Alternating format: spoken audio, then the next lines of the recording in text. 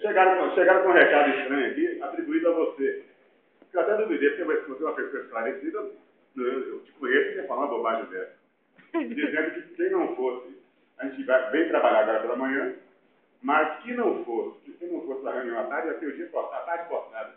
Até respondi que não, o Deus que não ia fazer isso, porque Deus que sabe.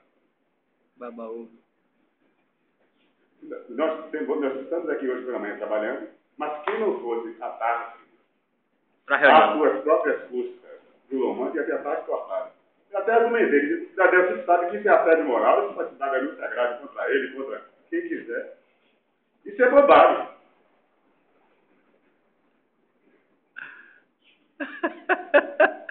Tá vindo aqui? Ah, como vai me pegar gente. Pronto, beleza. Cara, esse filho da puta. Obrigado. A gente vai. Eu não sei. Não, mas não é bem assim, não estou ouvindo isso. Ele pega o carrinho e livre chorando. Porque fica aqui e exigir que a pessoa bate. Ele já viu com o carro pequeno, né? Então vai Paulo que tá afim de ir pra reunião e tal. Você tá afim de ir pra reunião, você vai com o Nelcic. Você vai, né? Do carro pequeno? O carro dentro do carro, né? A capota aberta? Você dá igual, tá? É o que, Vavá? Falei.